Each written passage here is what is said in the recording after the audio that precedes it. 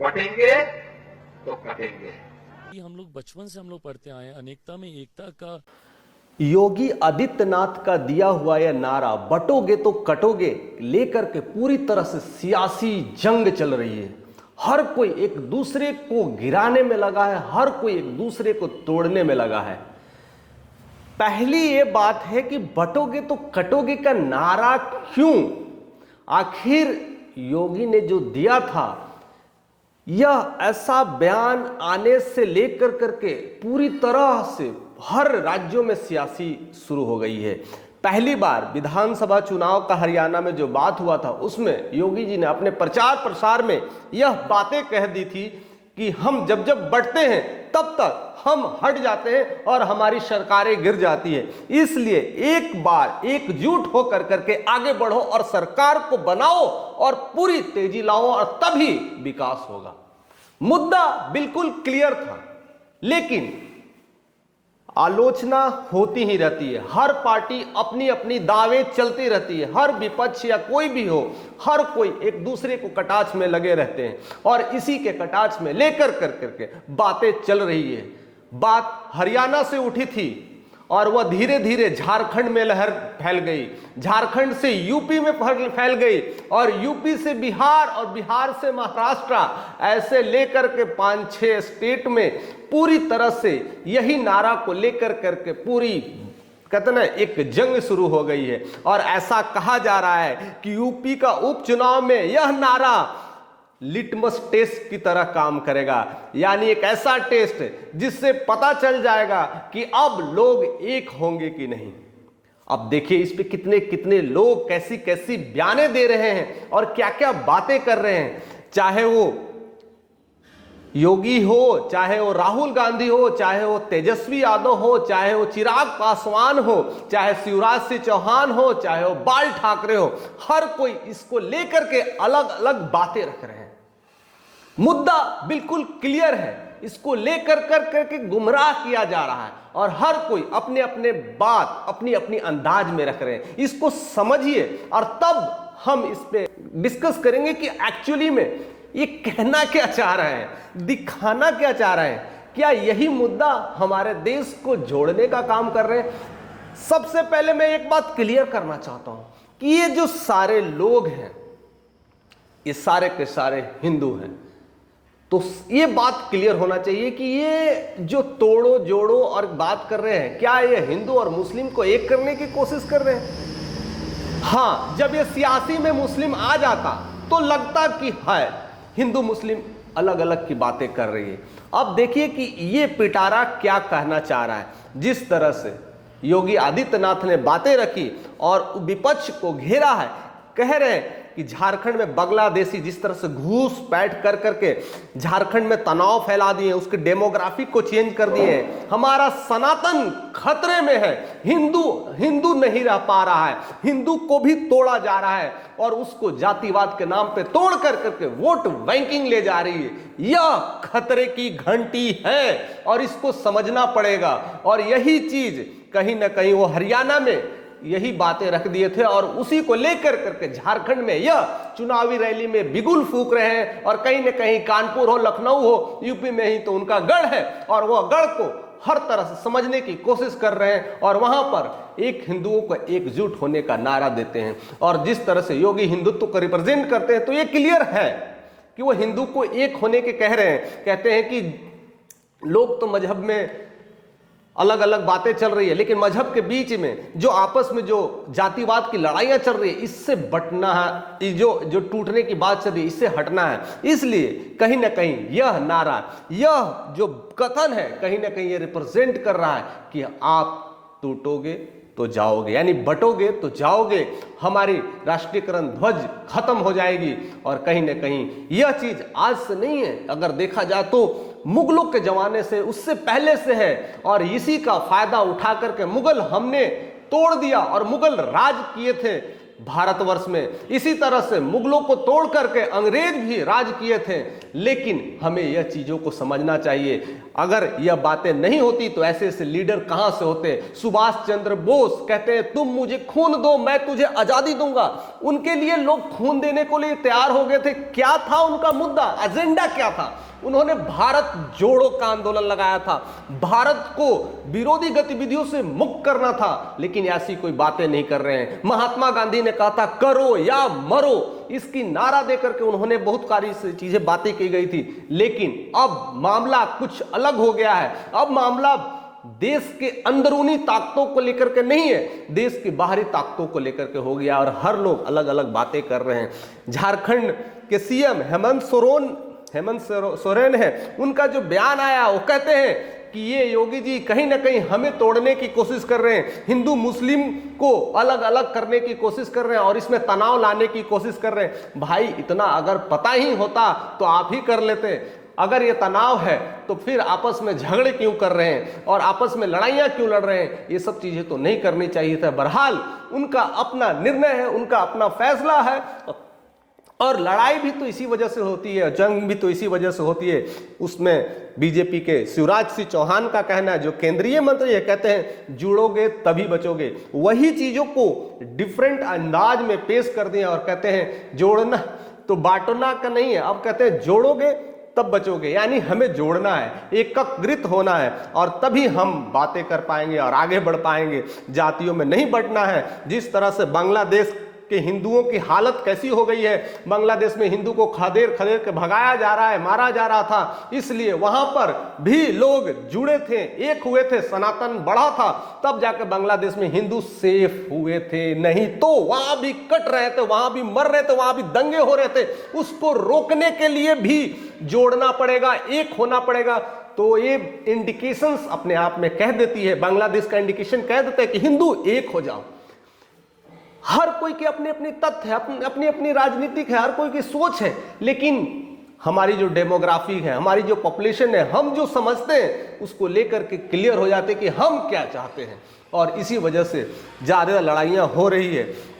UP में तो खैर बहुत सारी जो बातें चल रही है, अब जो उपचुनाव होने वाला है इसी को लेकर के लिटमस टेस्ट किए जाएंगे। अब देखिए उसमें सबसे बड़ी जो बयान आ रही है राहुल गांधी के भी आ रही है। कहते हैं एक है ये इसमें कर करके भी वो आगे बढ़ रहे हैं। लेकिन एक कौन है, सेफ कौन है? अब वहां पर हिंदू मुस्लिम की भी बातें आ रही है, क्योंकि कहीं ना कहीं वो मुस्लिम को रिप्रेजेंट करते हैं और मुस्लिम का वोट बैंकिंग है। अभी हाल ही फिलहाल में जम्मू कश्मीर में वो गए थे तो कहते कि अगर मैं पावर में आऊंगा तो स्टेटहुड का दर्जा हम जम्मू कश्मीर को देंगे। ऐसी ऐसी बातें हो रही है। तो फिर कैसे हम कह सकते हैं एक है तो सेफ है? ये बातें लेकर के कहीं ना कहीं बयानबाजी चल रही है और एक दूसरे को खींचातानी चल रही है। और उस खींचातानी में हम अपने में ही लड़ पा रहे हैं, हम दूसरों की क्या बात करें। और इसी तरह की जो गतिविधियां देखने को मिल रही है, या तो हमारे देश में रहने वाले पाकिस्तान के गुणगान कर रहे हैं या तो चाइना के गुणगान कर रहे हैं। कुछ लोग ऐसे एजेंट भी बैठे हुए हैं जो अमेरिका के गुणगान करते हैं और वहां हम अपनी गतिविधियों को दिखाने की कोशिश करते हैं और फिर कहते हैं एक है तो सेफ है। एक है, किस वजह से एक है, किस उद्देश्य से एक है? क्या हमें केवल अपने सरकार में आने के लिए एक होना है? क्या हमें वोट बैंकिंग के लिए एक होना है? इस सारी परिस्थितियों को समझना पड़ेगा और इसीलिए मैं यह वीडियोस आप तक पहुंचाने की कोशिश कर रहा हूं, आप तक लाने की कोशिश कर रहा हूं। उसी में अब देखिए तेजस्वी अब बिहार में एंट्री कैसे करते हैं। बिहार में तेजस्वी जी का तो बैनर लगा हुआ है और कहते हैं ना बटोगे ना कटोगे, सिर्फ और सिर्फ तेजस्वी से जुड़ोगे। इसलिए अगर तेजस्वी से जुड़ना है तो ना बटना है ना कटना है और तेजस्वी से जुड़े। वो अपनी ही एजेंडा लेकर के बैठे हुए हैं। बिहार में अगर इस तरह की परिस्थितियां आती है तो तेजस्वी से जुड़िए, यानी मुझसे जुड़िए। हम ना बटने देंगे ना कटने देंगे। और बिहार की राजनीति में यही सबसे बड़ा भूचाल है, क्योंकि बिहार की राजनीति को हमने बहुत सारी बातें करते हैं, हमेशा बिहार की राजनीति को ही मुद्दे को लेकर के हम बात करते ही आए हैं। और उसमें कहीं ना कहीं जो वोट बैंकिंग है पूरी तरह से जातिवाद पे ही टिकी हुई है। हिंदू मुस्लिम को छोड़ो, हिंदू में ही अगर यादव है तो यादव अलग देते हैं, पासवान अलग देते हैं, भूमियार अलग देते हैं, ऐसे ऐसे वोट बैंकिंग बना हुआ है और अन्य निर्दलीय पार्टी का लिए बना हुआ है। और उसमें तेजस्वी का यह नारा, ना बटोगे ना कटोगे, तेजस्वी से जुड़ोगे का होर्डिंग बैनर लेकर के अपनी ही रोटी सेकने में लगते हैं। ऐसी क्या वजह है? यानी ये एक ऐसा नारा बन गया है, ऐसा लगता है कि जिस तरह से पहले देश में स्वतंत्रता दिलाने के लिए, ऐसे ऐसे आजादी दिलाने के लिए ऐसे ऐसे हमारे नेतागण जो हुए थे, जो ऐसे ऐसी नारे दिया करते थे, स्वराज हमारा जन्मसिद्ध अधिकार है, करो या मरो, तुम मुझे खून दो मैं तुझे आजादी दूंगा। उसी तरह से ये एक ऐसा टैगलाइन बन गया है, बटोगे तो कटोगे, जो योगी जी के नाम से ट्रेंड हो रहा है और उसको बाकी लोग उस तरह से लेकर के उसको ट्रेंडिंग अभियान को लेकर के एक सियासी जंग बना दिए हैं और इसको लेकर के पूरी वोट बैंकिंग हो रही है। लेकिन हम यह मुद्दा इसलिए लाए हैं कि हम बाकी लोग हैं, जो पॉलिटिशियन ने जो वोट देते हैं, जो हम सिंपल कॉमन पीपल है, जो आम आदमी हैं, जो वोट देते हैं, इस तरह के बातों को लेकर करके हमें आपस में चीज़ों को जानना होगा कि ये क्या चल रहा है और हमें सही नेता का चुनाव करना होगा।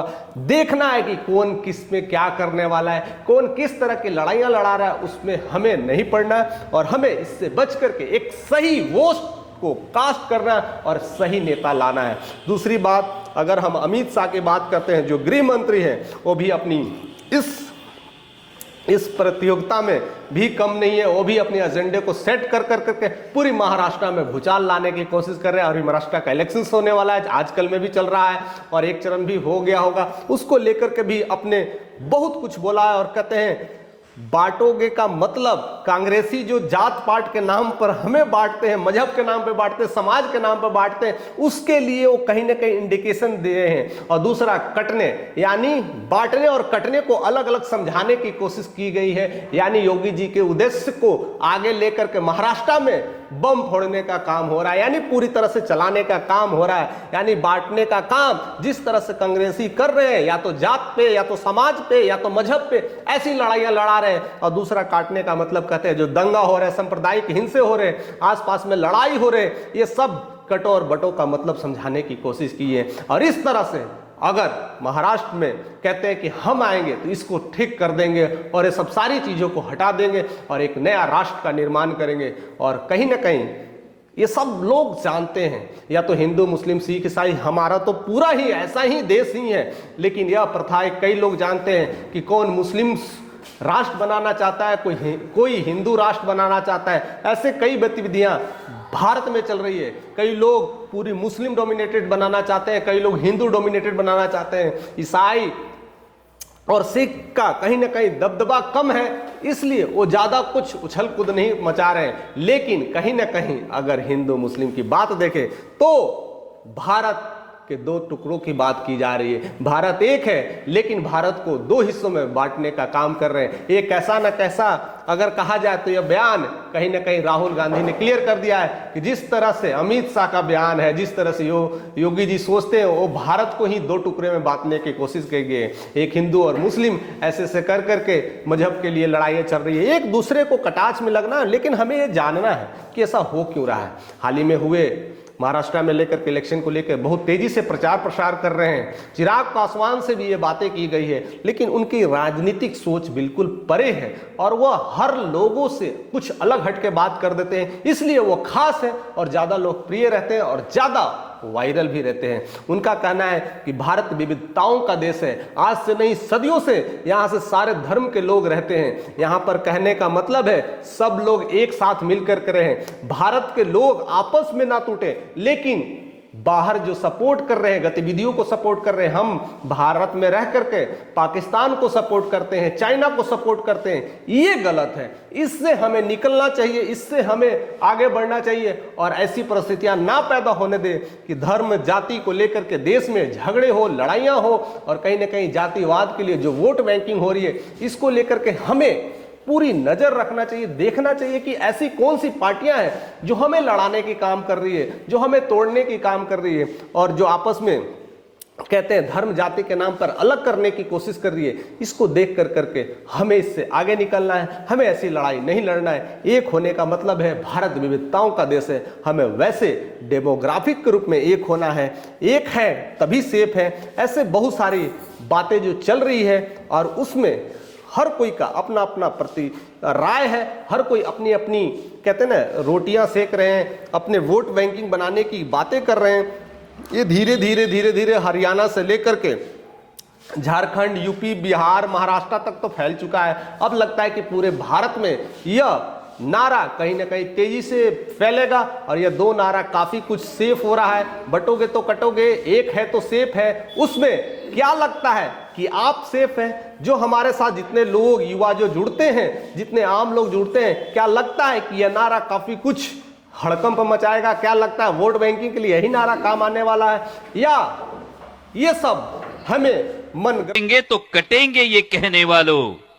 हमें क्या करना होगा आप जरूर कमेंट करके बताइएगा, क्योंकि आपका कमेंट ही लोगों तक पहुंचता है, इवन पॉलिटिशियन तक भी पहुंचता है। वो सारी चीजों को देखते हैं और समझने की कोशिश करते हैं कि मैंने जो प्रतिक्रिया दी है उस पर क्या असर पड़ता है और उस पर हमारी कितनी लोग उस बात पे अड़े रहते हैं, हमें कितने चाहते हैं, यह काफी कुछ निर्भर करता है। लेकिन अगर हम ही जागृत नहीं हुए, हम ही उत्थान नहीं कर पाए, हम ही उठ नहीं पाए, तो फिर हमें भारतीय होने का क्या मतलब? फिर से हम इस देश में ही रह करके गुलामी की लड़ाइयों में जी रहे हैं और कहते थे कि हम आजाद हो गए। आजाद तो पहले भी नहीं थे और आज भी नहीं थे। पहले विदेशी ताकतों से, यानी विदेशी ताकतों से गुलाम थे, आज अंदरूनी ताकतों से गुलाम है। तो यह लड़ाई कब तक लड़ेगी? हमें ही जागना होगा, हम वोटर्स को ही जागना होगा, हम आम आदमियों को जागना होगा। ऐसी सियासी जंग चलते रहेगी, हमें एक अच्छा नेता को चुनना होगा। ऐसे में भी मैंने बिहार पे भी स्पेशली बात किया कि बिहार को किस तरह से देखा जाता है, किस हे दृष्टि से देखा जाता है। बिहारी लोग बिहार पे गर्व नहीं कर रहे हैं, इस पर भी मैंने स्पेशली वीडियोस बनाया है, मैं लिंक में डाल दूंगा, उसको भी देखिएगा कि कैसे बिहार का मॉडल है। लोग बिहार में रहने के बाद भी खुश नहीं है और बिहार होने का गर्व नहीं महसूस करते हैं। इस चीजों को भी समझना है और दूसरा भारतीय होने का भी गर्व हमें करना है। तो ऐसे हमारे साथ बने रहिए, आगे बढ़ते रहिए। अगर चैनल पे नए हैं तो सब्सक्राइब करिए, लाइक करिए, ज्यादा से ज्यादा वीडियोस को शेयर करते रहिए और हमारे साथ ऐसे ही बने रहिए। जय हिंद।